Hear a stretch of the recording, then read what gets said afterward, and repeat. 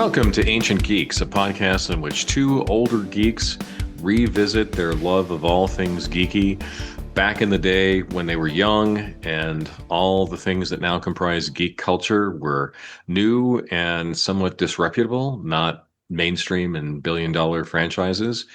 I'm your co-host, Tom Grant. And I'm your co-host, Stephen Taylor. And we were geeks before it was chic. How you doing, Stephen? Oh, I'm very chic today. How about yourself, Tom? Well, I'm wearing my Ancient Geeks merch, so I'm Well, very there you go. chic. Very, There you very go. chic. It's the entree to great wealth and riches, no doubt. No All the doubt. merch from this podcast. Yeah, the way that people do double takes when I walk by wearing this shirt, it's just priceless. Okay, so before we get into our subject of this episode, what geeky things have you been doing lately?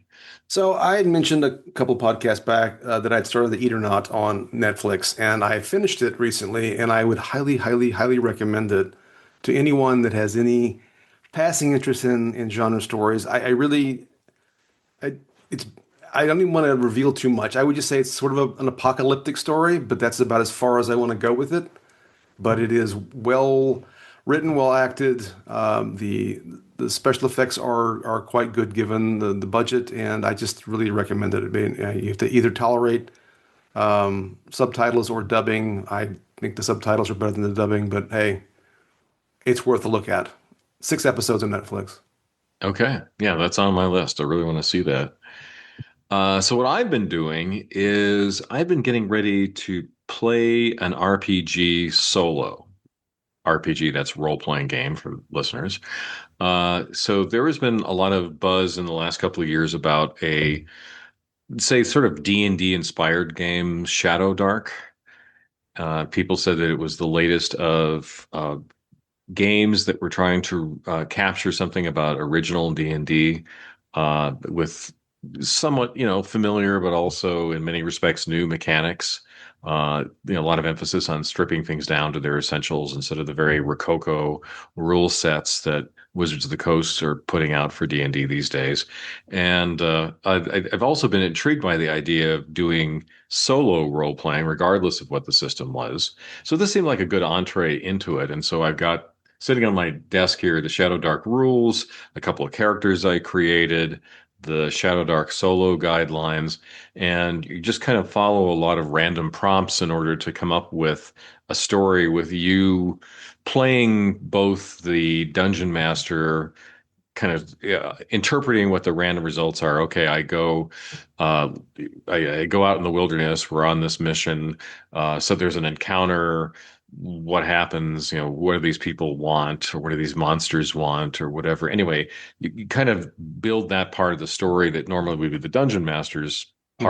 part of the game experience, but also you have characters that you're putting through the story too. So I'm very interested in what that particular experience is going to be like. So that's my latest geeky thing. Very cool. All right, well, let's get into it with our topic of the week, Flash Gordon. Or maybe I should say Flash Gordon. Oh no, you should say Flash. Ah, Yeah, that's what you should say. which is a segue into what is the soundtrack for this episode if we could afford it. That's it has to be The Queen the soundtrack. Queen soundtrack. Let's Certainly that riff right there, or there's also some synth music. There's a sort of synth riff that constantly shows up. One of those things. It's got to be one of those things. Yeah, yeah. I don't think there's any other choice other Oh, than, and especially the title music. yes, yes, Yeah, yes. yeah. It's still pretty amazing that Queen did the soundtrack for this. Yes, it is. All Which I think we'll right. talk about later. I have some thoughts. Oh, good, good. Okay. So a little background for people who don't know a lot about this movie. Uh, so after Star Wars came out in 1977, everybody was trying to recreate uh, whatever the magic was that Star Wars had, and so there were lots and lots of space opera movies, or science fiction movies that were pulpy. There was Tron, Battle Beyond the Stars, The Black Hole, Star Crash. Star Wars was the prompt for making the first Star Trek movie. A lot of people wanted to cash in on the Star Wars craze. And actually, even before Star Wars came out, George Lucas had wanted to make a Flash Gordon movie, couldn't get the rights from Dino De Laurentiis, the producer who had the rights, and so he said, "I'll write my own story," and that became Star Wars.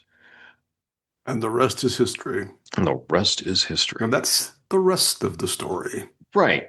So De Laurentiis, whom you also might remember from the King Kong movie in the 70s, he said, "Well, I better do something with this property that I have the rights to," and so he set the proverbial ball rolling to make a Flash Gordon movie. And he And was he also the producer of Barbarella and of Lynch's Dune?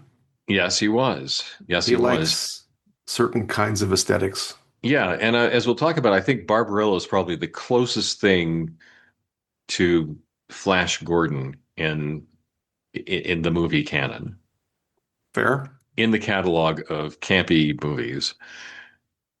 Okay, so Flash Gordon at this time really had kind of faded from the public memory. It was a very popular comic strip, and then also a radio drama, and then also a serial, kind of short episodes shown before other movies that kind of told a story with cliffhangers and all the kinds of things that defined the serials in the 30s and 40s. That was the kind of the heyday of Flash Gordon. And people still knew Flash Gordon. The name Flash Gordon was almost like a part of the English language at this point. Someone would say, well, these astronauts in the U.S. space program, they're like the Flash Gordons of the 60s. Or someone might say, hey, Flash Gordon, if someone were doing something particularly science fiction-y. And nonetheless, though, it wasn't as big a deal by the 70s and 80s as it was in the 30s and 40s, not surprisingly. There were a few diehards in geekdom. I remember because of me being a comics fan and having the comic store that you could get these compendia of Flash Gordon strips, and the artist who did them was really a great comic artist, Alex Raymond. Yes. And this was intended to kind of almost like the way that the Flash Gordon movie was trying to poach on the popularity of Star Wars. The Flash Gordon original comic strip was trying to poach on the popularity of Buck Rogers, which came first. And Alex Raymond made Flash Gordon specifically as a rival comic strip to Buck Rogers. So Right. that's a little, yeah, go ahead. No, I was just going to say, as a youngster, that I think in my head, before the Buck Rogers TV show and before the Flash Gordon movie, this sort of in my head. I knew these two things existed, and they were conjoined in my head. Buck Rogers Yeah, and Flash Gordon. It was this thing from, way back when, 30 something years past or 40 something years past at that point. yeah. So I think Flash Gordon kind of was closer to the stereotype of sword and planet Hmm. than Buck Rogers was. No, I absolutely, yeah. Yeah, There's a certain John Carter of Mars to it all. yeah, exactly. Yeah, exactly. Anyway, so again, Flash Gordon had been hugely popular. It wasn't as nearly as popular anymore, though people were aware of Flash Gordon, which I remember at the time. I mean, you hear the same feeling, but when I heard there was going to be a Flash Gordon movie, I thought, really? Who's a big Flash Gordon fan? But it made sense in the context of trying to ride the Star Wars wave. Yes. No, I mean, the way I would characterize it, because I was 12 when it came out, 11 or 12, that it was just a way to try to fill that Star Wars sized hole in my heart as I waited for Empire Yes. Strikes Back to come out. Yeah, and definitely was open to another franchise, Sure. of soap operas. If you read science fiction and you like a particular sort of story, and let's say you've had your Larry Niven dose lately, but you're still craving something more, and you want to read Ben Bova or somebody else who was a big uh, hard science fiction writer at the time. You'd say, okay, there's no problem with that. It just was interesting. It almost seemed a little desperate that you would pick that particular property given its lack of popularity at the time. Name Right. recognition certainly. Oh, yes. So the project originally started with the idea of making Federico Fellini the I know it's director. amazing. It's just amazing. I didn't know that until doing the research I for didn't this. either. Like, wow, wow, that would have been a movie. There is an alternate timeline where there is a Federico Fellini version of Flash Gordon, and I want to cross the universal barriers to see that. I really want to see Multiverses that. have their purposes. I know, it just makes you Jones for things that you can Is never that get. the same universe in which oh heck, what's his name was still Marty McFly in Back to the Future? Oh, okay. Oh, Eric Stoltz. Yes. Yeah, okay. I would be And less Jack enthusiastic and about Jack that. Lord was Captain Kirk. God, that would have been awful. Yes. That would have been awful. All right. So instead of getting Fellini, De Hmm. Laurentiis got Nicholas Roeg, who was, Who? yeah, a very well-respected director at the time. And Roeg didn't stay on the project, but he worked on the original drafts of the ideas for the movie. Apparently, it was a much more philosophical movie than what we got, which was an I interesting can't imagine turn. how this movie could be more philosophical than this one. Come on now. I know, I know. I Think just, about the Schrodinger's cat of putting your hand inside of a large log. It's fantastic. Yeah, I had to really ice my brain because it was overheating That's right. from There's so many complex philosophical concepts. exactly. The epistemology of the universe and all that ontology of it all. Anyway, Yeah, sorry. so they cast the movie and got a crew of people. So it was mostly a British cast. The lead was an American. So was the you know the other two characters. Topol Right. wasn't yeah, but anyway, so the woman who played Dale Arden was an American, but most everybody else was among the actors were British, and the crew was Italian, Right. which led to some interesting aspects of how the movie got made. Um, I think somebody said in a quote that I saw doing research for this that like the English all thought that they knew what they were doing, and the Italians all thought that they knew what they were doing, but they weren't doing the same things because they were Quite clearly. No. yes, I mean, actually, I think I'd expand and point out, yeah, it is, I mean, it is predominantly a British production in terms of the actors, and many of them will be recognizable to people that know a lot of British TV and movies. But I mean, Max von Sydow's Swedish, right, and the woman that plays the princess, she's Italian, Ornella yeah, Muti. Orlando, oh yeah, So it was really an international cast, such as it was. But yeah, yeah, yeah. So yeah, and Topol was and Topol Israeli, was Israeli, right? yeah. So very international cast, but it has a really strong Italian vibe to it. Oh yeah, sure.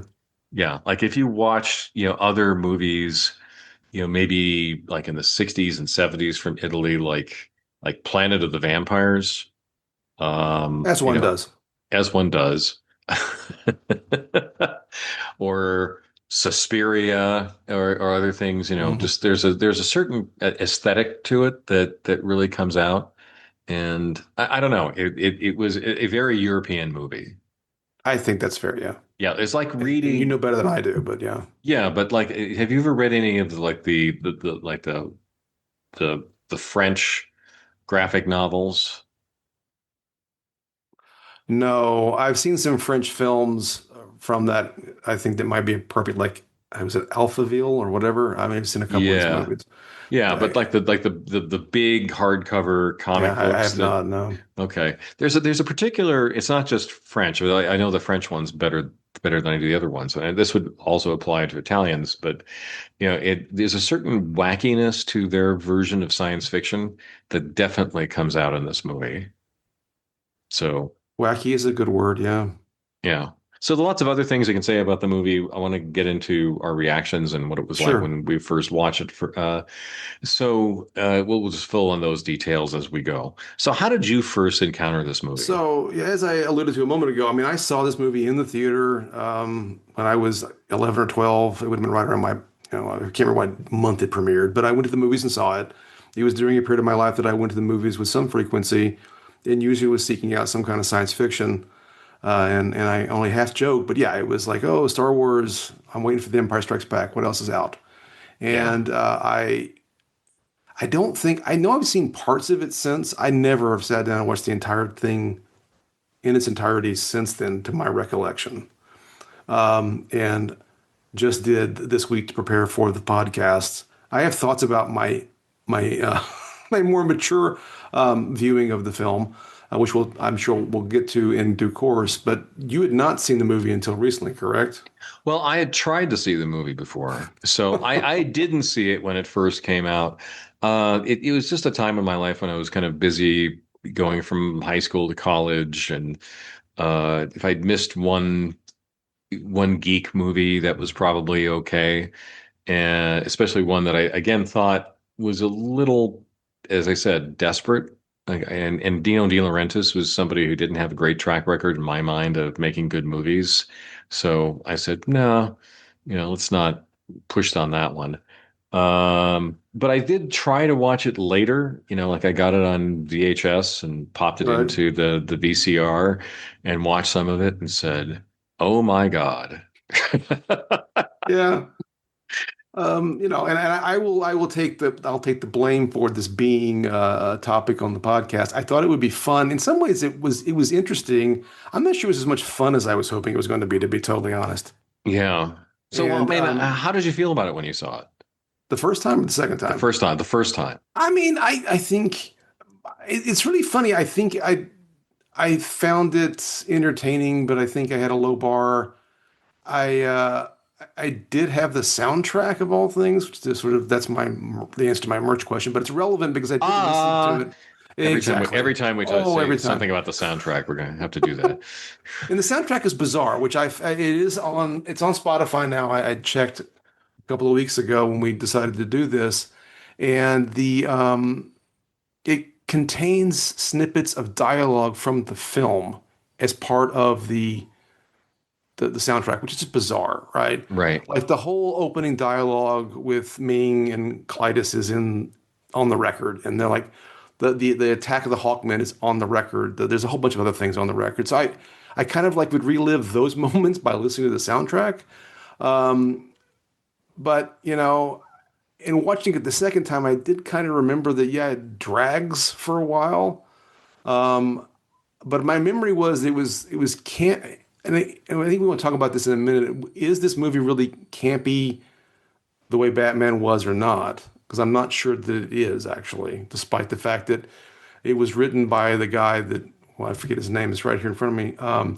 Lorenzo Simple Jr., who was helped develop the Batman TV series and wrote the pilot and wrote the first Right. several episodes of the show. Um,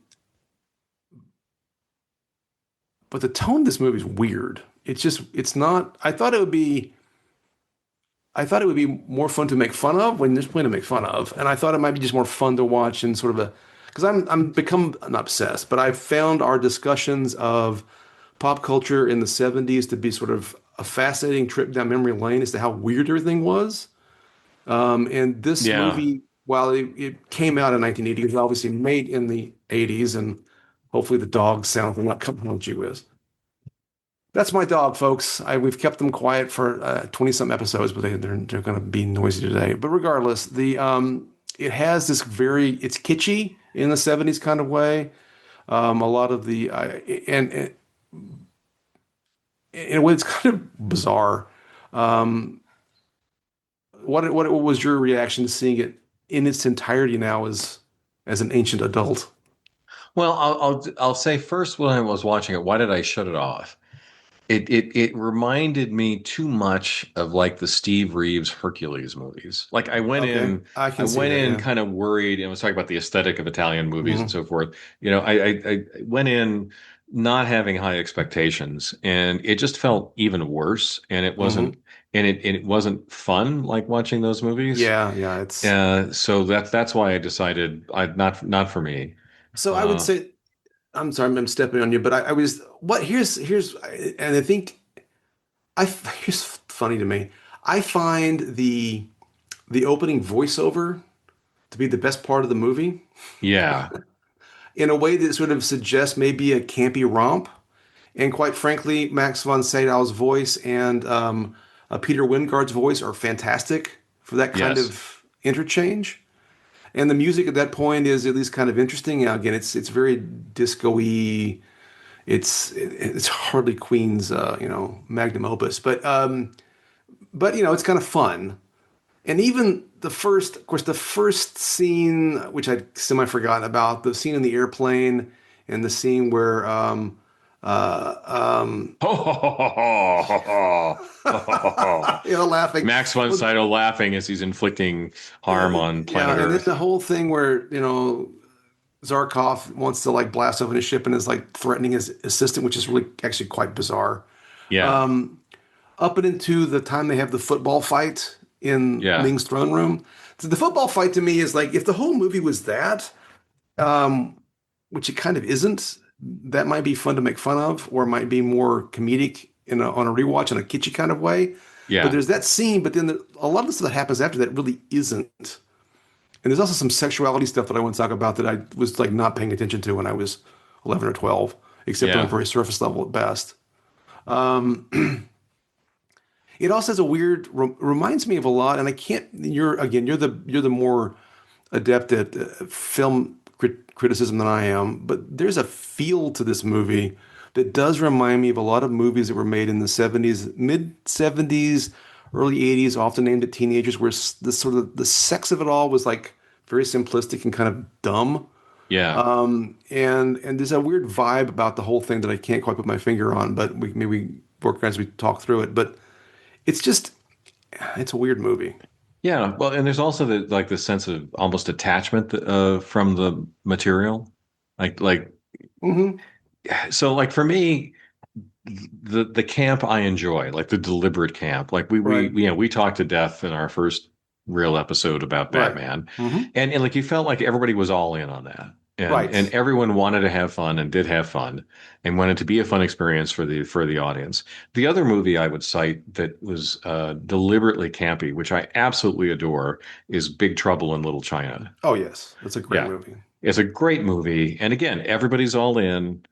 They're having a good time. They want you to have a good time. Hmm. It feels like here, were they having a good time? That's it. No, that's right. Yeah. So what? And like there was a point to Big Trouble in Little China, which was Hmm. to like turn the sort of pulp story on its head, where the Hmm. guy you expect to be the hero isn't the hero. In Right. fact, he's kind of a dullard Hmm. and and often spectacularly fails at what he's trying to do. Right. And you walk away from the movie not just enjoying individual scenes, but that's sort of intent behind the movie. That's the ultimate joke about Big Trouble in Little China. Here, it just seemed to be a movie to make money off Star Wars. I think there's some. That's my reaction to watching it again. I mean, I think that's absolutely true, and I also think that it doesn't really know what it wants to be. I mean, okay, fine. You hire Right. the guy from Batman who definitely did camp pretty well in the 60s. This doesn't have that feel to me. I mean, it is there definitely, I mean, the costuming and again, this fight scene where he's throwing the whatever those things are around like footballs and whatnot in the throne room is silly. But I'll put it this way: the only character and the only actor in the entire movie that really understands his assignment is Brian Blessed. The rest of them Yes. don't know what they're doing. Yeah. Who Is it loves this movie, serious? by the way, and defends it to Yeah, the death. Yes, he does. So I mean, Yes. he understood it was silly and it was campy and that his character was campy. I mean, partially, how can you be in that costume and not know that it's campy? But but nobody else quite gets it, I don't think. Um, uh, Peter Wingard is trying to do Darth Vader after a fashion, and he's taking it very seriously. Even Yeah. Max von Sydow takes it pretty seriously, weirdly, even though he's in these ridiculous get-ups. Um, Sam Jones is terrible as Flash Gordon. Yeah. And apparently, I didn't even know this till I did the research. I'm sure you saw it too. I guess most of his lines are dubbed by some other actor because he left before they could do the ADR because there was some Oh, kind of actors, plural. actors, plural. I mean, I noticed, I made a note before I knew that the ADR was terrible. And I don't mean just for Flash Gordon, it's terrible for Dale Arden and a bunch of other people. You can just tell that it just the sound mix is not good. Like in the airplane scene, I noticed it immediately. So I was not shocked to find out about, the uh, the fact that it was somebody else doing the lines. I guess Topol kind of gets the assignment on occasion, but Yeah. also I don't know.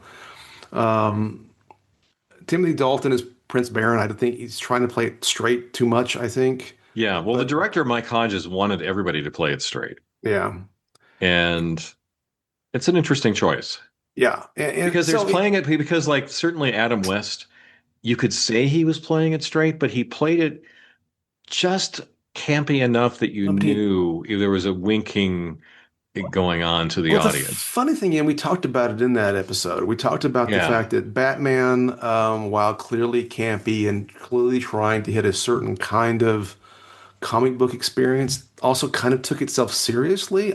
Yeah. I don't know if this movie takes itself seriously entirely. It kind of does and kind of doesn't. The tone is really strange.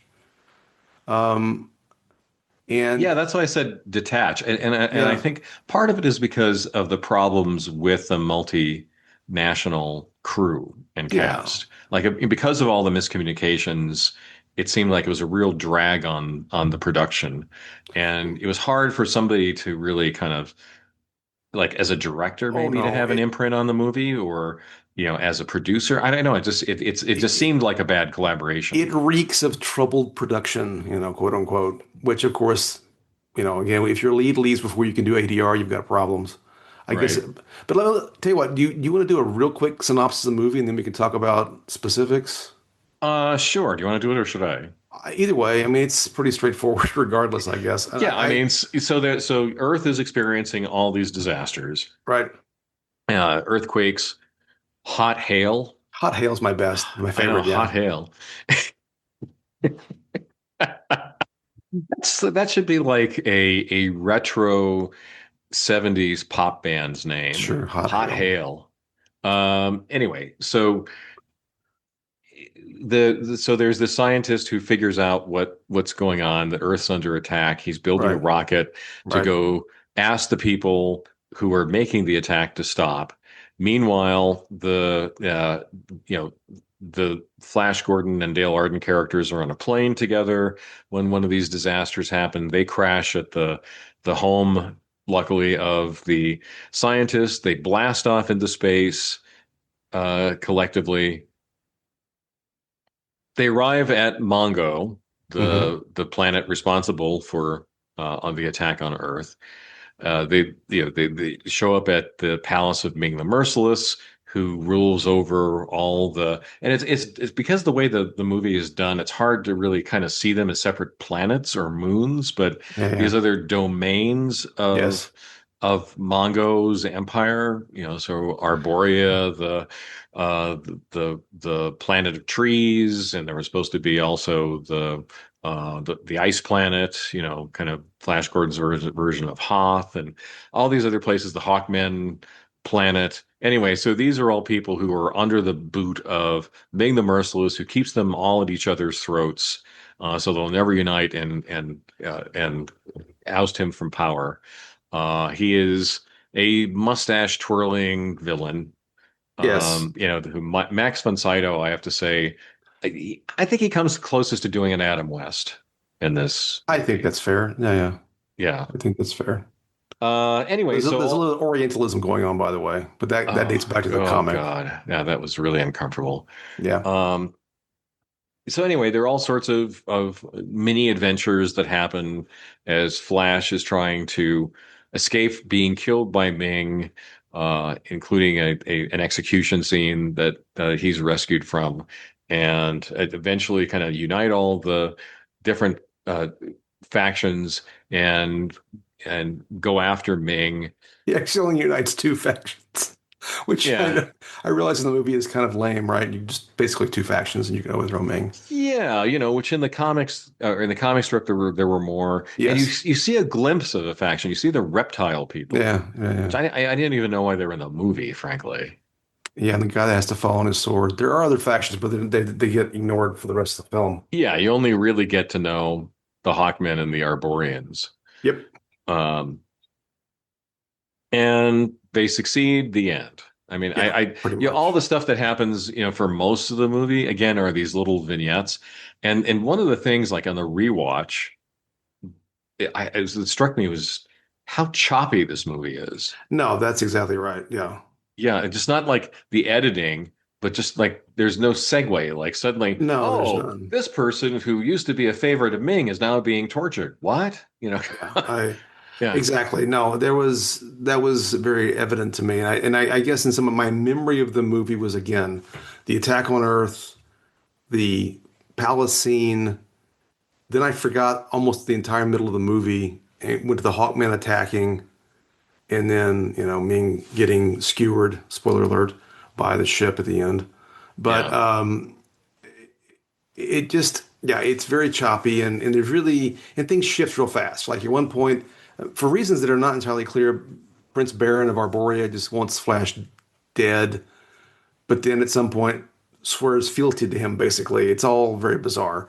And there's some tropes in there about battles to the death and then not killing somebody and all this jazz, but still, it's not a well developed story plot line at all. And it's also almost, I mean, this is one of the questions that I have, but I'll throw it in here. I mean, is this movie even MST3Kable? It's almost too boring. I mean, it could be yeah, done clearly, but it just, I don't know. It's the middle part's boring. It goes from super silly to boring to kind of actiony, and but it really the tonality is just not off. yeah, Again, I can't. It's supposed to be campy, but it really kind of isn't. I mean, there's the whole. I mean, one of the subplots, and this is straight out of the comic strip. Ming decides he wants to marry Dale. That's like from the beginning. right, But there's an awful lot of. It's not just that he wants to marry Dale. There's a whole basically rape discussion that I never used the word, but yeah, drink this drink. It'll make it easier when you're yeah. with. Take this roofie. Yeah, yeah. And then his whole harem thing, and um, I mean, if you go down the list, right? I mean, we're supposed to see Dale and Flash as a romantic interest, although they just barely met on this airplane. It Right. doesn't really work for me, even in a comic book kind of way. So if you were saying something to be campy, as a nod to some of the flaws of the material that you're oh lampooning. yeah, sure. A lot of these stories, the original source material like Flash Gordon or Buck Rogers and so forth, people would have these very sudden infatuations. No, that's fair, but it's not played that way. I don't feel like in the Yeah, film. And then there's the whole thing where Princess Aura, she falls in love with, or falls in lust really with Flash, and she yeah, wants him as a plaything, but she's also hooking up with Prince Baron. And also, we find out later she sexually manipulated like the guard so she could get Flash out of the execution. Um, it's sort of and then. And there's a various other, then Aura comes on to Flash and he's like turned on, but then he's supposed to be in love with Dale. It's all very just, I don't know, it's just poorly deployed. I'm not a prude and I'm not like upset that sex is in this movie. It's all kind of gross to me, the way it's used. And it's all, part of it's the era, yeah, love and sex kind of get conflated during this period. And it was always the case. It seemed like this is kind of what I meant about teen movies in the 70s and 80s where it always somehow the goal sex was the goal somewhere in the background all the time. yeah. So there's a little bit of that going on, but it's neither a good satire, it's not campy, and if you take it at face value, it's actually kind of disturbing and gross. So I don't know. What was Well, your impression you of that? left out one of the cringiest scenes is in the beginning where Ming apparently has a ring that can make a woman orgasm. Was what Oh I God, I missed that yeah, part. that yeah, the they'll like suddenly like sheathe in this sort of red Oh yeah, yeah, yeah, glow, yeah, and then yeah. she's like, what the hell was that? Yeah, I do remember the scene. I guess I didn't make that connection, but yeah. Yeah. But it's again very wacky in Yeah, in the way that some of the European comics are. right. That's fair. Yeah, so it was cringy. Yes, cringe is a good word. Yeah, Yeah, because it's because it was so empty, right? It was yes. yeah. It's not like eroticism is a turnoff for me, but it's just it was so empty and it just out of the blue, you know, things would happen and anyway, it didn't work. No, I did not. I mean, it was, I think I wrote down in my notes, and I think this is true. I think there might be an interesting sort of pulpy SF movie here, or there might have Yeah, been a truly campy spoof, but you don't get either of those things in this film. It's just, the tonality is all over the place. I mean, again, I'll go back to the scene in the throne room. On the one hand, Ming is supposed to be threatening and imposing and quite powerful. I mean, again, he kills the one guy yeah, who dared question him, but then Flash Gordon can do his whole football routine and fight for like yeah. time on end, including Clytus organizing the guards like they're a defensive. It Defensive just line, yeah, the defensive line is so ridiculous, and I mean, so but we like we then we shift from this truly ridiculous scene, and again with Brian Blessed bonking people in the head and looking over like he's not doing anything. Again, understanding the assignment, I think more than anybody else.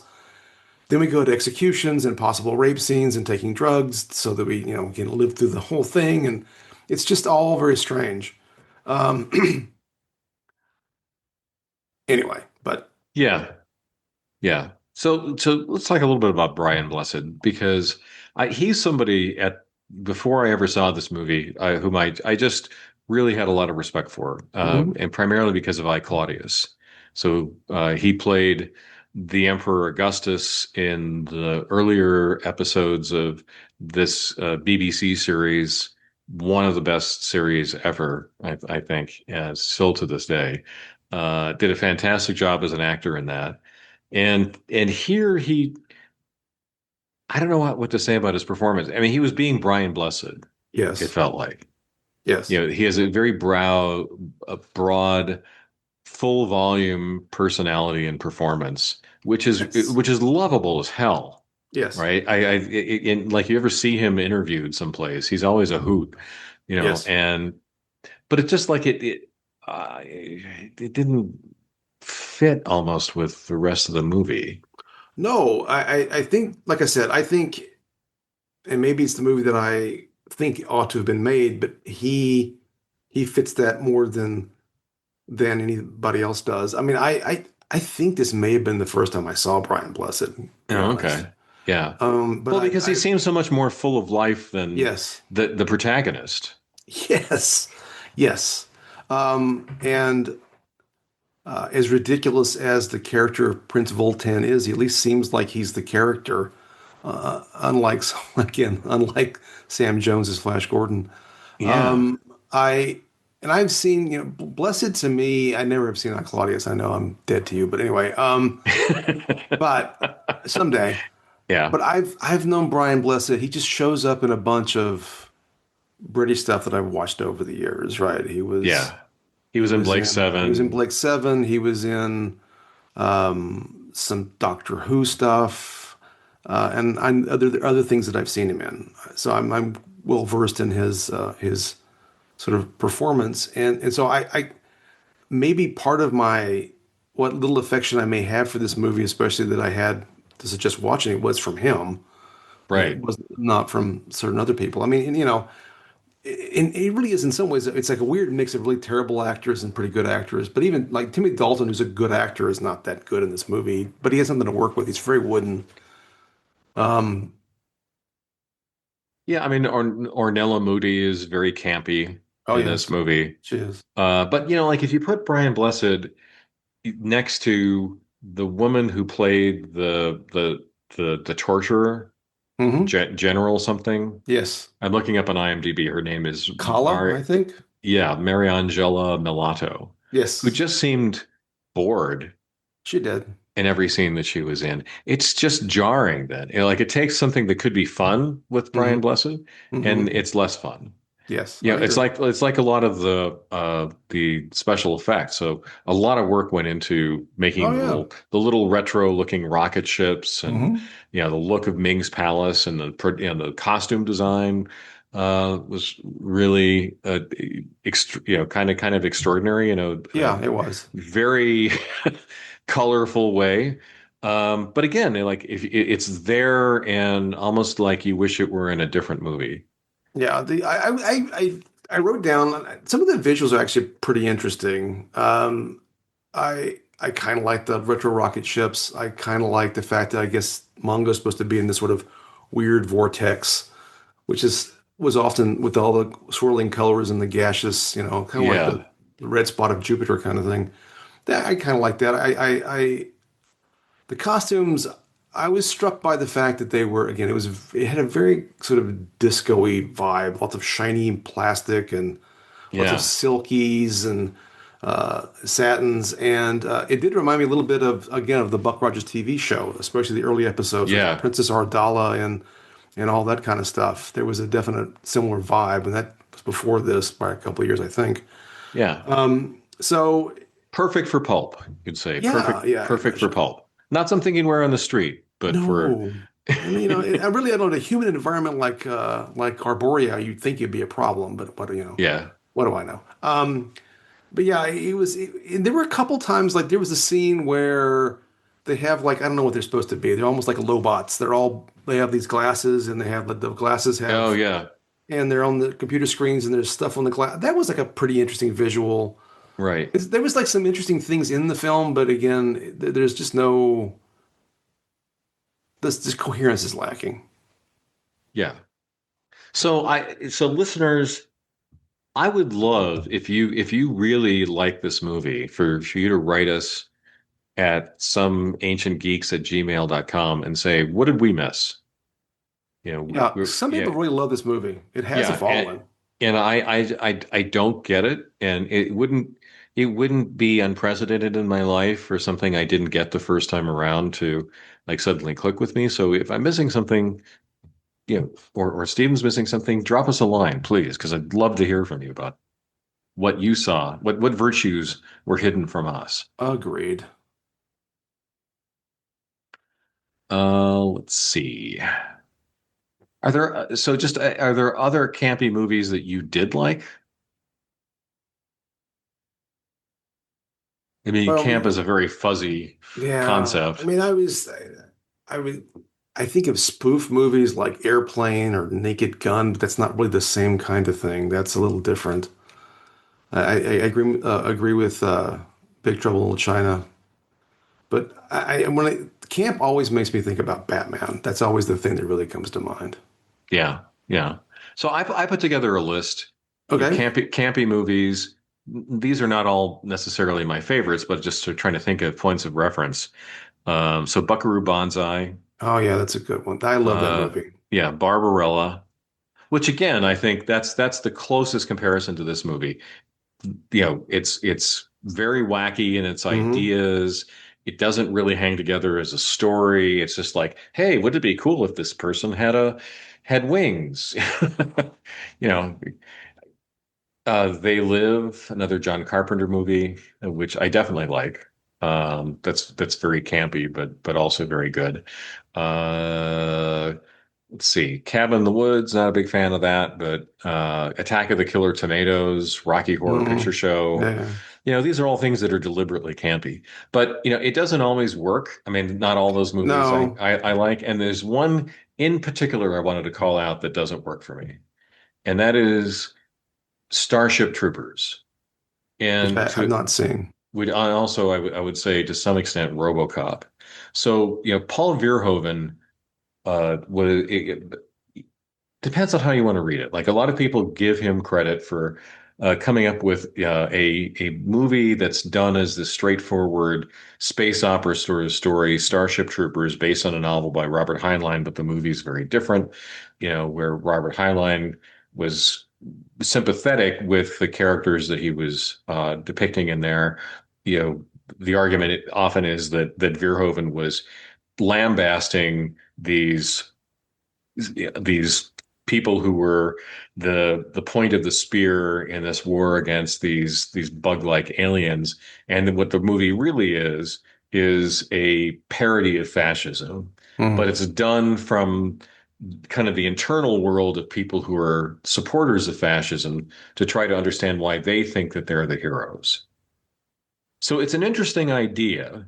I'm not ever totally convinced that that was the intent of the movie versus just trying to make a movie and it turned out badly. But okay, I'll again give benefit of the doubt to the director, and it just didn't work for Yeah. me. Like it was one of those things where I just felt like there was again too much attachment. It was not as well made. I mean, people were so incredibly stupid in how they acted in the movie that it was kind of took me out of it constantly. Like people would be fighting these giant bug creatures, Hmm. and they'd be like with small arms against these, Yeah. monsters that had exoskeletons, and the bullets would be bouncing off. But their idea was like to get closer, so then they could be skewered by the monsters. Anyway, there's a I don't know. lot about this. I'm thinking, I don't know. It reminds me maybe that in fact people who are inside of fashion can be pretty dumb. They can be pretty dumb, but I just did enjoy it as a movie. No, I On gotta say I on a haven't seen lot it. on a lot of different fronts. And I don't want to get into like my review of Starship Troopers, but camp is actually Camp is kind of a hard. hard is a hard. So that's exactly what I was going to say. It's a Uh, hard thing to pull off. the other one that comes to mind that I didn't think about till you started talking was is Mars Attacks, Yeah, which it had some weird potential that didn't work, and it was over the no, top and not. Really, the movies you listed, I mean, Big Trouble in China, I really like, and I love Buckaroo Banzai. The rest of them I could probably live without. yeah. Or there's another one that it's interesting. You kind of have to know this in advance when you see the movie, which is an interesting uh, interesting way to approach watching a movie, to have the context of the making of the movie be the thing that helps you enjoy the movie. But there was a classic film noir, Kiss Me Deadly, Hmm. that was directed by Robert Aldrich. He got the assignment to do this movie. It was based on a Mickey Spillane story, and Aldrich just detested Mickey Spillane. Thought he was a thuggish Neanderthal, basically, and he made the movie in a way that made the main character stupid, as we were talking Hmm. about the stupid characters in Starship Troopers. Made him stupid and needlessly cruel and just not an admirable person. And he kind of just continues to stumble into situations heedlessly and do incredibly dumb things. And if you see that, you kind of yeah, and you know what the joke is. Right. The movie works. I can't imagine seeing this movie and enjoying it nearly as much if you didn't have that set up in advance. Like you'd just probably say, Right. "What is up with this guy?" But I think it's more obvious in Big Trouble in Little China. Like Yeah. it's you watch that movie, okay, maybe like 20 You've minutes into it, you say, okay, I get where John Carpenter is coming from. right. Jack Burton is an idiot. Right. Oh, yes, yes, yes. Although So we're supposed to like superficially take him as the is the hero. hero, of course. Yeah. Let me pick up a thread that I left early on, and another thing that occurred to me. This movie might have been more fun if Queen had actually made it into a rock opera instead of just having the one song. Oh, okay. Because I think I was remembering, not remembering really, because I know that that's really the only song with lyrics. But it feels like most of the music is just really recycling a particular set of chords and motifs. Um, and while I did have the soundtrack, and I do like Queen quite a lot, Um, Although I've really discovered Queen's wider catalog as an older person, but really it's kind of underwhelming. Really, it's one Yeah, song, really. And right. if there had been more going on, it might have been more fun in a ridiculous kind of way. Yeah, yeah. I agree. Or maybe, like that the Spider-Man rock opera. Not one that Spider-Man. actually made it to Broadway, Yeah. but the one was on Yeah, the Turn Off the record. Dark or something like that. I can't remember. There's Not something not like that. No, no, no. The other no, one. no. Oh no, the other one. Yeah, yeah, yeah, yeah. Yeah, where like you have the John Romita picture of Peter Parker looking in the mirror and Spider-Man's looking back at him on the cover. Anyway, you could have done that because I was thinking what you said about the soundtrack with the Yeah, dialogue. yeah, You could yeah, do yeah. that. You could do Sure, that. sure, sure, sure. Oh, by the way, just I meant to mention earlier that the football scene in Ming's throne room was improvised.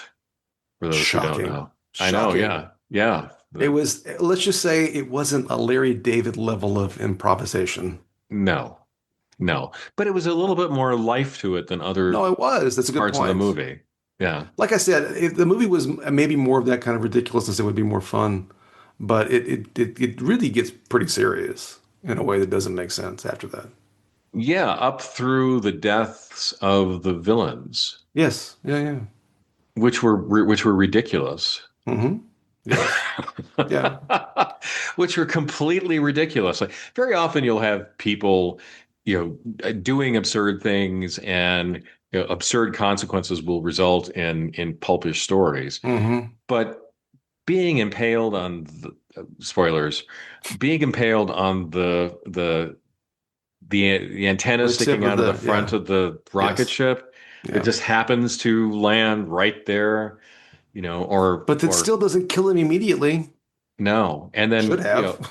and then Clytus melting into goo Yeah, or he whatever the falls hell on that spikes. was. Spikes are apparently the way you kill people in this Yeah. universe. But yeah, I'd forgotten about, and I remember that being kind of gross as a kid. Yeah, his tongue and eyeballs come squeezing out of his helmet for some strange reason, and then he disintegrates. Who knew why? Yeah. Yeah. Um, Yeah. Well, back to your question about Mystery Science Theater, is this possible to do a Mystery Science Theater, or is it just too boring? I don't know. I mean, that would be an interesting exercise. yeah, I wonder if there's a riff tracks on this movie. There probably is. We should find out. We Yeah, I should should find find out. out. But Yeah. yeah, I mean, there are a lot of boring movies in MST3K that are quite hilarious to watch, but it just I don't know. It is. I'm sure they could do it. It's not as obvious to me as some of the other ones that we've watched. Yeah. I mean, the Well, giant there. claw will be perfect, but I mean, Yes. I'm sure they did the giant claw. sure. Yeah.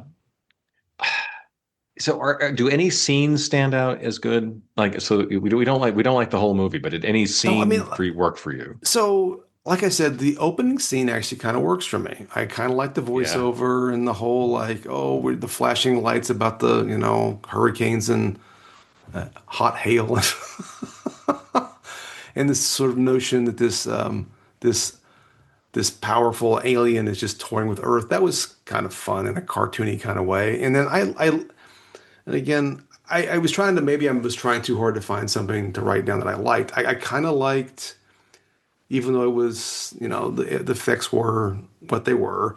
There is the scene before the final battle where they lured this ship into the cloud and all the Hawk guys are out there, and I kind of like that scene. Now, Yeah. once they start diving, it's a little ridiculous, but Yeah. but it's those are the things that stuck in my head. What about yourself? Not really anything. I tried harder than Yeah, you did, yeah. No, or I have worse taste. well, like for example, I mean, I asked a question about like, does a good scene stand out? The whole putting your hand on the tree stump and Oh, then so getting stupid. stung. Like, Yeah, what is the point of that? it's like a poor man's Gom Jabbar. Right, but However you what's the say what's the that. purpose I of it don't other than to know. randomly have people whom you've cultivated and trained die Yeah, for no it good made no sense. reason? No, it was like supposed to be some kind of initiation or a challenge, but that's not. That's just like a random. Why not flip a coin? Yeah. No, it made no sense. Well, and that's, kind of like trying to grapple with like what makes camp work. I think a lot of it does depend on having good scenes. Yeah. Like, hey, you could say to your friends, hey, do you remember when dot dot dot? Like with Big Trouble in Little China, there's a scene where Kurt Russell was like rolling backwards in a wheelchair towards a pit. Yes. Or he shoots his gun and like he hits the ceiling and like pieces of the ceiling fall on him. I mean, there's things like that really stand out and are fun and memorable and so Right. forth. And there wasn't enough of that in here. No, there really wasn't. Yeah, and again, like with Starship Troopers, I just felt like a lot of the scenes, like people are being so dumb, Hmm. or something is happening here is so crass that I just it's not my idea of fun. But other people's mileage may vary. Indeed.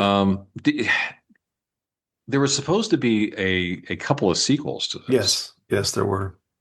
And I at the time it really didn't really kind of catch fire. Oh, no. And so that was fairly doomed. But this movie, it's worth mentioning, cost three times what it took to make Star Wars. Oh, my goodness. So inflation from 1977 to 1980, when this movie was made, is not enough to explain Oh, why this it's not cost all three Jimmy times Carter's as much. fault. Yeah. Well, and this is The where I wonder, ultimate like, stagflation. you have these waves of enthusiasm for particular Yes. properties, and you get like the Jaws, Hmm. kind of big animals doing terrible things to help Hmm. us humans, sort of movies that came out in the wake of that, and then all the space opera movies about Hmm. after Star Wars, and Right. I wonder if that's sort of like the natural trajectory is like somebody makes a little movie. Hmm. They scrape by with doing whatever they can creatively with the budget that they have, but they have a vision, and it's not something anyone expected.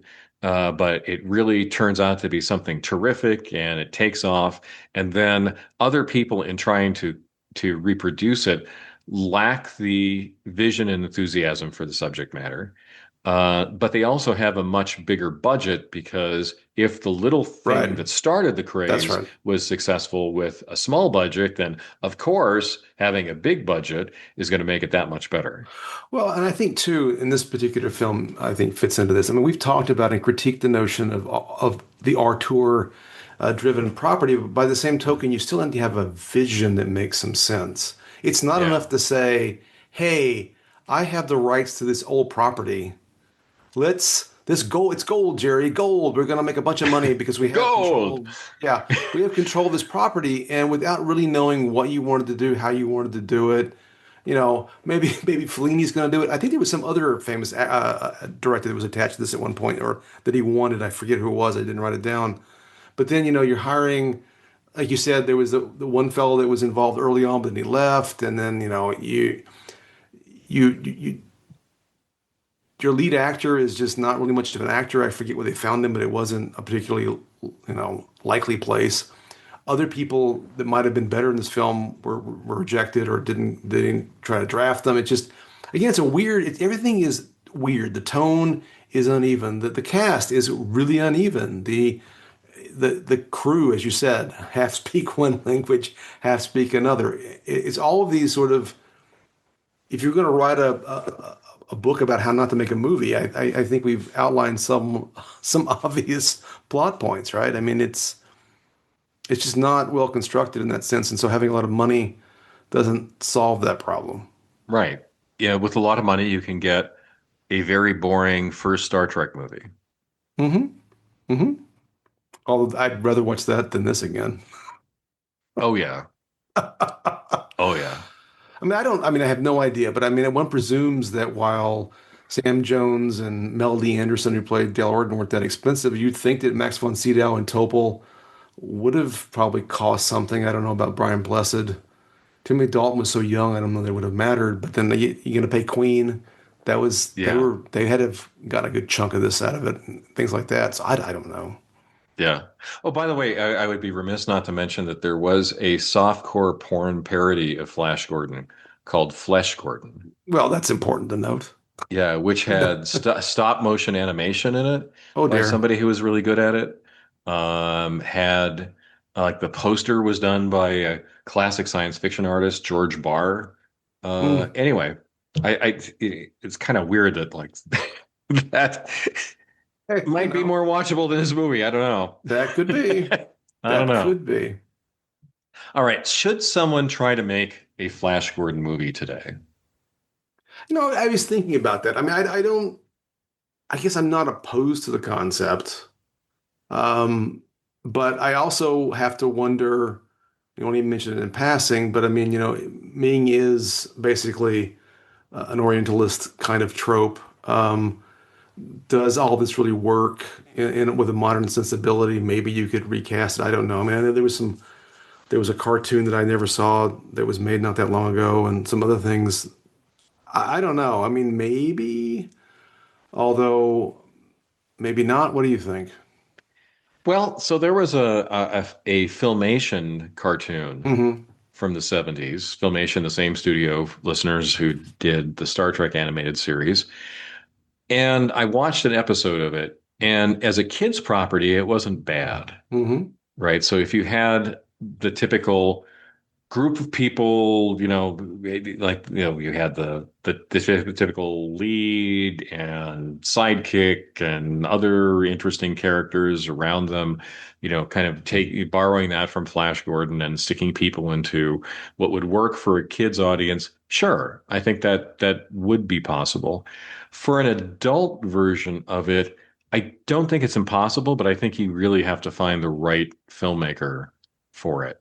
I think it might be better as a TV show, like as a movie where you want to tell this big epic story, and squash it all into a couple of hours. And it doesn't necessarily have to be camp. I mean, it could be done Right. seriously, just Right. updated enough that it's still an interesting story.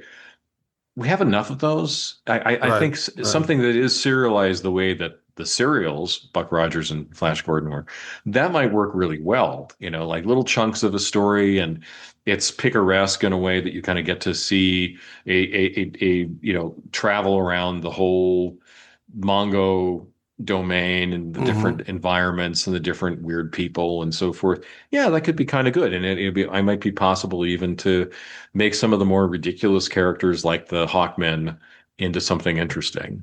Right. I mean, it occurs to me as you're talking, there's this set of pulpy, early science fiction-y characters, and I mentioned John Carter of Mars earlier. I guess you could put Tarzan in this category. Buck Rogers, Flash Gordon. Part of me thinks that they're all such of a time that it's Yeah. hard to like fully project them into a more modern context. Even if you set them in the appropriate time space. I mean, it does raise some certain questions about whether certain properties are so reflective or so of a time that it's harder to remake them in a way that appeals to more modern audiences. While some characters are timeless, like Sherlock Holmes, who can work in a modern context without any trouble whatsoever. Yeah. I think it's tricky, and it really depends on who it is. Like I don't know if Tarzan would work anymore. There's a lot of problems with Tarzan. A lot of problems with Tarzan. Yeah. Aside from the problems, just like this guy living in the jungle by Yeah, himself. yeah, You forget all the other white sure. savior and other Yeah, yeah. difficulties with that, but I watched the John Carter movie, Mm-hmm. and I didn't think it was bad. Mm-hmm. I mean, I didn't think it was the best movie I'd ever seen, Right. but it wasn't bad. I think it was entirely possible for that to have been a series of movies. I don't know.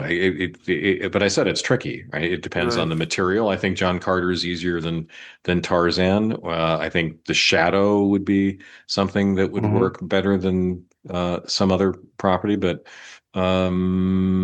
again, you have to have the right person making the movie. Oh, yeah, that's certainly the case. It's got to have. I guess, I'm thinking out loud, which just extends things in a way that maybe isn't useful. I wonder if certain tropes that were acceptable in the early 20th century, like Martians, it's Hmm. just not that we can't envision these things in our fiction, and we believe in all. A lot of our fiction has all kinds of extremely fantastical things. But do we just know too much about Mars for Martians to be real, or do we want more than hawkmen and lion men and lizard men? That does that translate? I don't know. Maybe it Yeah. does. You know what I mean? Well, There's yeah. this Yeah, so I anyway. thought that that's where like the idea of Bongo being in this vortex, Hmm. kind of lets you play a little bit Yeah, I more think with that's fair. physics and like Yes, what can you do in a vortex? I don't know. it's Maybe you can have vortexable. maybe you don't have the typical looking sky of Yeah, stars. Maybe you yeah. have the swirling, Hmm. multicolored backdrop that you had in Flash Gordon. I don't know. Yeah. Wow. It'd be an interesting creative challenge for somebody. I'll say that. I'll say that. I mean, a lot of pulp that can easily translate to the modern day. I think there's kind of like we've talked about before the explosion of people doing kind of trying to recreate the kind of the sense of the pulps from the Hmm. 30s and 40s. A lot of that's really good, but not all of it will work. Not all Right. of it work, and I think Flash Gordon might be a tougher one. All right. But can the hawk people form the words thanks and flash in the sky? That's what I really want to know. Yeah. Okay. And last thing, we can't conclude this episode without saying Gordon's alive, which I guess is the most famous line from the movie, spoken, of course, by Brian Blessed. Not spoken, Oh, shouted. shot it. There was no speaking Ironically, with Brian Blessed. he was talking about Jim Gordon, and that's That's why it was very confusing. right. Right. So let's wrap up. Any other thoughts about this movie you wanted to No, I you think we're wanted to good. say? I think All right. Was there any merch that you had from this movie? so. I had the album, I had the on vinyl, I had the soundtrack. That was the only merch that I had from the film, but that was real Okay. merch. I do want to listen to that now. It's bizarre. Okay. Is there any merch you wish you had? I mean, the honest answer is no. If you force my hand, I would say some of the ship models wouldn't be, I wouldn't mind little miniatures of the ships. Yeah. But yeah, no. Yeah. I have to say the ships are pretty neat in a retro futurist Yes, way. yes, yes.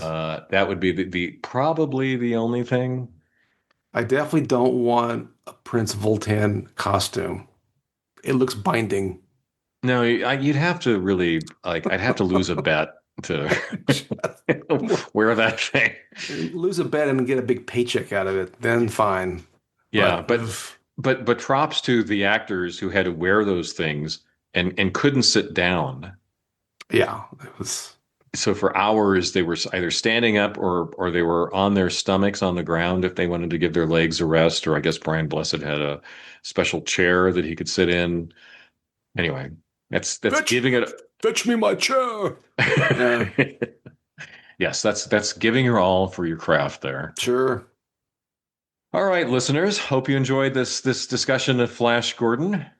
Uh, And we should have had a cliffhanger, but we don't. We should have ended on a no, cliffhanger. just the end? Question mark? The end? All right, folks. Stay pulpy. We'll see you next time. Bye. Before we blast off into the ether, we just wanted to thank you again for listening to Ancient Geeks. We hope it's as much fun to listen to this podcast as it is for us to record it. If you have any words for us, kind or otherwise, contact us directly at someancientgeeks@gmail.com. You can also find us on Reddit, Facebook, Blue Sky, and other social media outlets. All content is copyright 2025, Tom Grant and Stephen Taylor. The music is by Reversed Image, whom you can find on Pixabay. See you next time.